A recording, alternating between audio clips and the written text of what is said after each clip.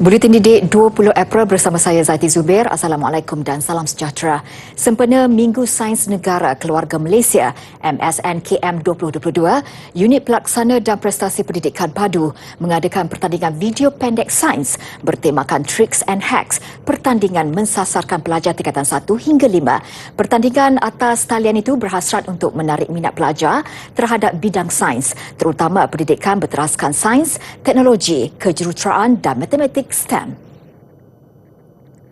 Menurut Ketua Pegawai Eksekutif Padu Razifuddin Nordin, pertandingan juga selari dengan sambutan MSNKM merakyatkan sains, menginsankan teknologi. Pertandingan ini terbuka untuk murid tingkatan 1 sehingga tingkatan 5, di mana mereka perlu menghantarkan satu video penyertaan bertemakan sains, tricks and hacks yang panjangnya tak lebih daripada 2 minit. Dengan menggunakan salah satu platform media sosial iaitu Facebook, Instagram ataupun TikTok. Mereka juga harus memastikan bahan siaran yang ditetapkan dalam privasi awam atau publik untuk pihak padu berkongsi bahan kreatif yang dimuat naik oleh murid-murid ke dalam laman media sosial kami. Pelbagai hadiah menarik turut ditawarkan dalam pertandingan yang telah bermula sejak 4 April dan berakhir pada 8 Mei. Antaranya peranti elektronik serta tiket ke Petroscience. Buat semua murid-murid tingkatan 1 hingga tingkatan 5, jom sertailah pertandingan video pendek Science, Tricks and Hacks sehingga 8 Mei ini. Kongsilah dengan kami hasil video kreatif anda di platform media sosial masing-masing dengan meletakkan hashtag #SainsPadu. Lebih 487,000 kanak-kanak berusia antara 5 hingga 11 tahun atau 13.7% daripada populasi itu melengkapkan vaksinasi mereka di bawah program imunisasi COVID-19 kebangsaan kanak-kanak PIKKIDS setakat semalam. Berdasarkan laman web COVID Now, 1,425,865 kanak-kanak dalam kumpulan sama atau 40.1% menerima sekurang-kurangnya satu dos vaksin. Bagi remaja berusia antara 12 hingga 17 tahun, lebih 2.8 juta individu atau 92.5% lengkap divaksin.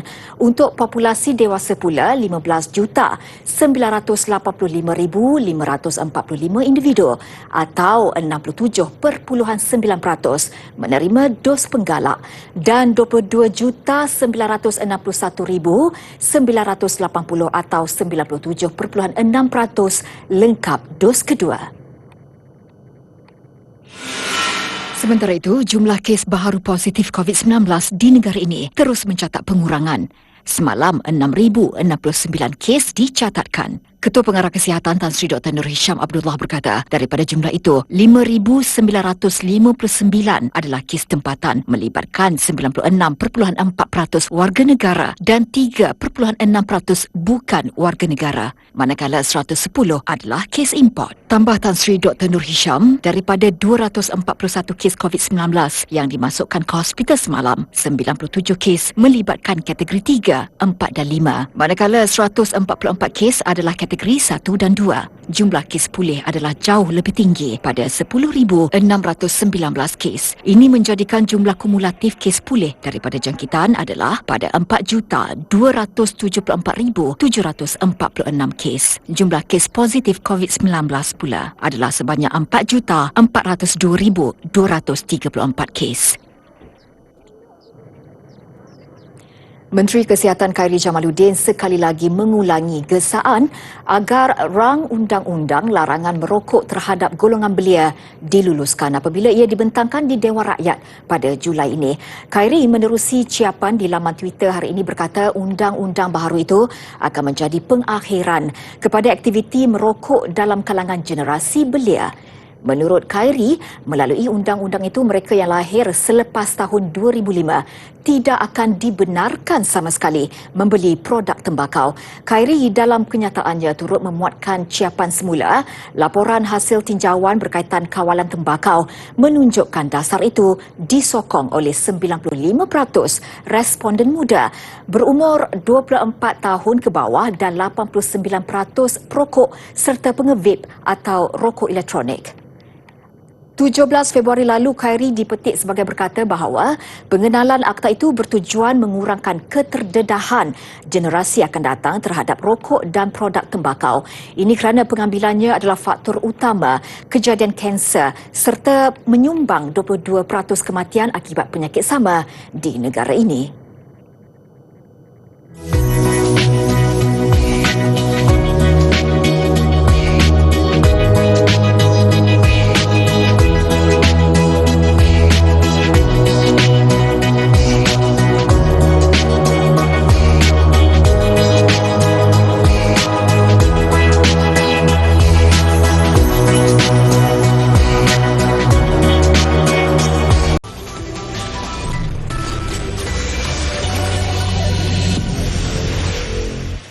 Keterujaan umat Islam berbelanja untuk menyambut Aidilfitri tahun ini membolehkan peniaga pakaian menarik nafas lega apabila jualan baju raya mereka kini kehabisan stok. Pertama kali dilalui rata-rata peniaga, situasi itu disifatkan sebagai trend berbelanja sakan selepas tidak dapat pulang beraya selama 2 tahun susulan pandemik COVID-19. Tinjauan di Pusat Dagangan Terengganu TTC di Kuala Terengganu mendapati kebanyakan peniaga kehabisan stok baju raya. Mereka kini terpaksa mencari stok baju baru berikutan masih berbaki 13 hari sebelum Aidilfitri. Peniaga pakaian Nur Suryani Zahid berkata, dalam tempoh 2 minggu dia telah menjual lebih 1,000 pasang baju kurung rekaan terkini. Pergi mencari, pergi cari kat supplier ni apa-apa yang ada walaupun tak cukup kala tak cukup saya kita ambil je. Kita ambil je sebab kita tahu akan terjual. Sebab sekarang customer dia tak kisah dah harga berapa-berapa, janji kalau dia nak corak tu lawa, dia ambil. Suasana yang sama turut dirasai oleh peniaga baju Melayu Ahmad Faizi Lingah yang berniaga di bazar yang sama sejak 3 tahun yang lalu. Selama 2 tahun kita kena kurung ni ya. Jadi sambutan tahun ni memang agak luar biasa, macam orang nak betul-betul nak beraya tahun ni. Betul tak? Macam orang betul-betul nak beraya. Jadi itulah memang sambutan tahun ni memang tak dijangka lah. Memang orang datang ramai. Jadi dia orang tak kira harga. Dari segi harga nampak dia orang tak kira. Janji dia orang puas.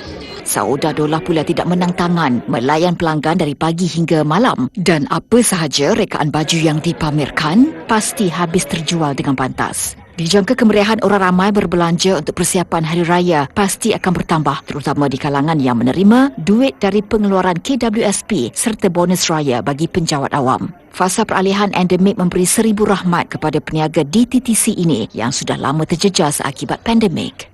Tahun ni banyak peningkatan dekat Terengganu sebab design dia untuk tahun ni lebih meriah. Kadang-kadang orang nak yang macam baju macam meriah sebab nak balas dendam untuk tahun lepas lah. Tahun 2 tahun lepas, tahun ni dia nak beli bukan setakat masuk kedai beli 1, beli 2, 3. Selepas pintu sempadan negara dibuka 1 April lalu, antara fokus negara adalah untuk kembali menyemarakkan industri pelancongan. Di sebalik pelbagai kekangan selepas berhadapan pandemik COVID-19 selama lebih 2 tahun, pakej Ramadan dilihat antara tawaran menarik yang boleh disajikan kepada pelancong asing sebagaimana yang mendapat sambutan di Langkawi dengan konsep layanan ala inap desa. Di Langkawi, pelancong asing didedahkan dengan pelbagai tradisi yang sinonim dengan bulan Ramadan. Bagi sesetengah pelancong, mereka tidak pernah merasai suasana Ramadan, apalagi diberikan peluang untuk terlibat dalam penyediaan juadah dan majlis berbuka puasa. Kadang-kadang mama bawa dia orang pergi ke bazar Ramadan tu, lihat macam mana bazar Ramadan di Langkawi. Tapi kebanyakannya lah macam dalam bulan ni sekali pun kami tak pernah pergi bazar sebab mereka lebih suka makan di sini atau kadang-kadang mereka keluar. But di sini ada fasiliti dapur, mereka boleh masak sendiri sarapan dan makanan tengah hari. Tapi malam mereka makan dengan mama most of the time. Maka tidak hairan jika pengunjung yang pada awalnya bercadang untuk berkunjung hanya beberapa hari menukar rancangan asal mereka. She was teaching us how to cook. She prepared everything, and every single step she was like closely monitoring. And for me, I feel like, okay, we're actually capable of doing more things than we thought we could. And yeah, so I enjoy staying here. And my plan was like, I just stay for a couple of days and I'm going to fly back to KL. But now I'm going to extend until another week, and probably will come back here during Ramadan. I've heard about Ramadan, however, never experienced it before, so it was something that was always foreign to me, didn't have any exposure to it. And from what I've seen, the breaking of the fast in the evening is a real kind of ceremonial kind of situation, and that's really nice, and you hear the fireworks at night, and it makes it just that little bit more special. So I'm really looking forward to Hari Raya. Dan secara tidak sedar, pelancong asing ini juga didedahkan dengan cara bagaimana individu yang berpuasa masih boleh aktif menjalankan aktiviti harian tanpa sebarang kekangan. I eat a lot. I'm a food lover, and that's where I'm getting all my energy. But imagine if you're not getting so much, that much food that you usually get, and you still have the energy to do the same thing as you usually do. It's just an amazing thing for me to see. Untuk rekod, Tourism Malaysia menyasarkan kehadiran 2 juta pelancong tahun ini dengan promosi pakej Ramadan sebagai antara tarikan penting selepas pintu sempadan negara dibuka awal bulan ini. Pengarah Kumpulan Perubatan Hospital Penawar di Pasir Gudang, Johor, Dr. Adnan Sulaiman antara individu yang agak sesuai dijadikan contoh. Bermula 1 Ramadan lalu, setiap hari sebanyak 250 pak bungkusan makanan untuk berbuka puasa diagihkan oleh beliau. Sumbangan untuk program ini diterima daripada orang perseorangan dan syarikat. Penerima iaitu donors banyak kita dapati daripada orang perseorangan dan syarikat-syarikat dan juga syarikat daripada perkilangan di daerah Pasir Gudang. So program ini alhamdulillah telah menyaut, iaitu mengajak umat-umat Islam bersama-sama untuk menderma dan menganjurkan program-program amal ibadat kita ni. Berdasarkan sambutan diterima setakat ini, Dr. Adnan 60 tahun berhasrat untuk meneruskan usaha itu pada masa depan dan tidak hanya pada bulan Ramadan. Kita telah memulakan pada Ramadan pertama hingga akhir Ramadan, iaitu program infak, memberi menderma makanan untuk berbuka puasa. Jumlahnya sekitar dalam 200 ke 250 orang yang mengikuti berbagai makanan dan makanan dan minuman yang cukup untuk berbuka puasa. Baguslah untuk memberikan sumbangan masa bulan puasa ni kan. So orang ramai dapat berbuka dengan makanan yang korang sediakan. Saya tengah menggigil ni. Macam suka sangat ke? Tak tahulah. Syukur alhamdulillah rezeki saya kan. Pergi anak saya yang okey tu. Kebiasaan agihan makanan ini dilakukan di perkarangan Masjid Jamek Pasir Gudang. Kisah Dr. Adnan pernah menjadi viral kerana beliau merupakan tenaga utama Hospital Penawar yang memberi suntikan vaksin kepada ribuan warga Bandaraya Johor Bahru sebelum beliau dijangkiti COVID-19. Insiden mengakibatkan beliau koma dan terpaksa ditidurkan selama 2 bulan.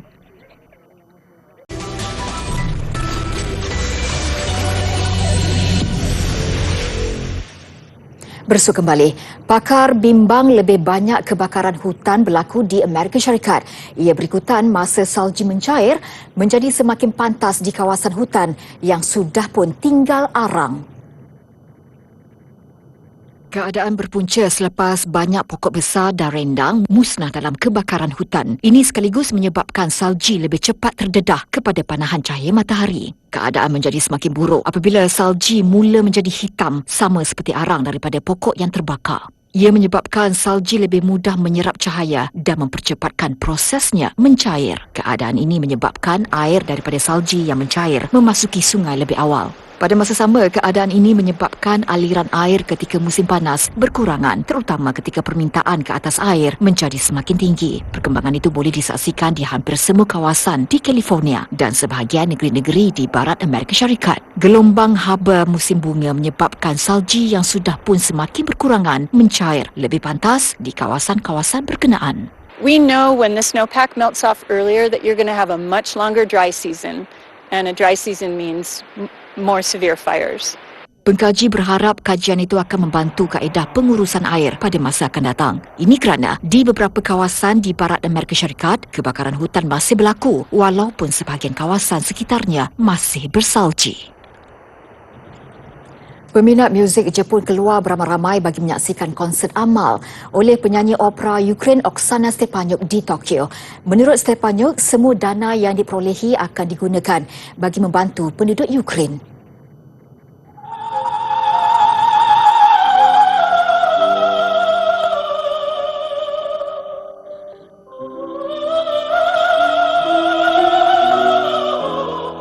Konsert diadakan di Dewan Kokubunji Izumi di Tokyo.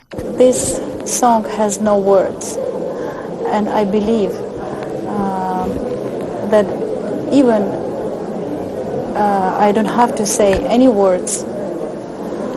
It's going to be like a prayer. This melody is a prayer for my country. It's prayer for the whole world. I'm praying for peace. I'm praying for victory. Menurut Stepanyuk, beliau akan mengadakan beberapa lagi siri konsert bagi mengumpul dana untuk membantu negaranya. Yang pasti, walaupun kemasukan adalah percuma, pengunjung tetap memberikan wang sebagai tanda sokongan kepada usaha Stepanyuk. Tambah Stepanyuk, semua wang itu akan digunakannya bagi membeli air, makanan dan ubat-ubatan bagi diberikan kepada penduduk yang terjejas. Di pertengahan persembahannya, Stepanyuk turut disertai penyanyi tenor Jepun Masafumi Akikawa.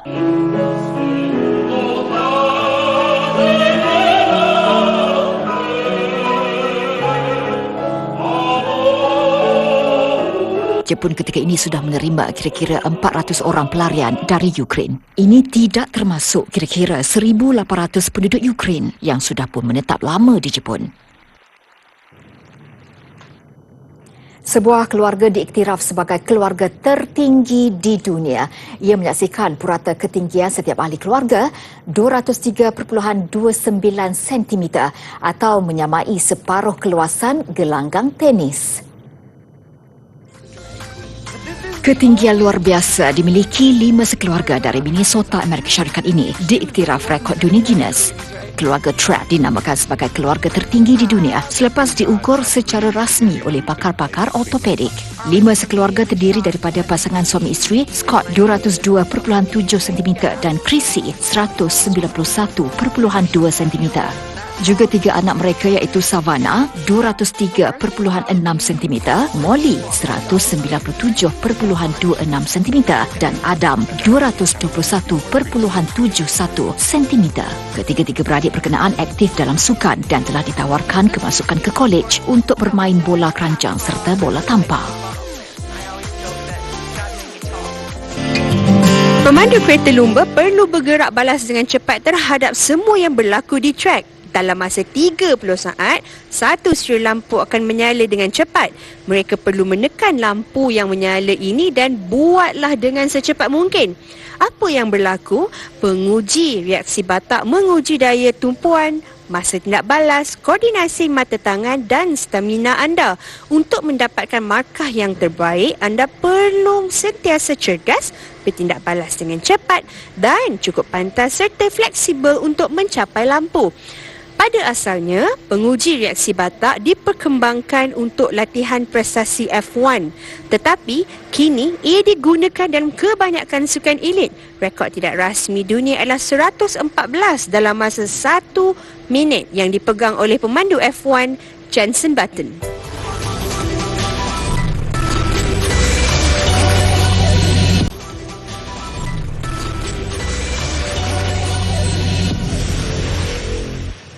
Laporan sukan daripada 31 senarai pemain Harimau Melaya yang disenaraikan untuk menggalas cabaran pada Sukan SEA Vietnam.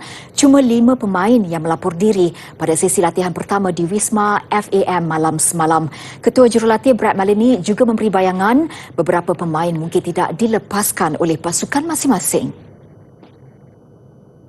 5 pemain yang melapor diri semalam ialah Sik Izhan, Nazrul Sik Azman, Muhammad Fahmi Daniel Muhammad Zaim, Muhammad Faiz Amirul Nizar, Muhammad Syafi Aswat Sapari dan Muhammad Hakimi Azim Rosli. Manakala 2 pemain yang berpengkalan di luar negara, Luqman Hakim Syamsuddin dan Muhammad Hadi Fayyad Abdul Razak akan melaporkan diri pada 25 dan 29 April depan. Ketua Jurulatih Negara Brad Maloney memaklumkan terdapat kemungkinan beberapa pasukan tidak memberi pelepasan terhadap pemain-pemain mereka.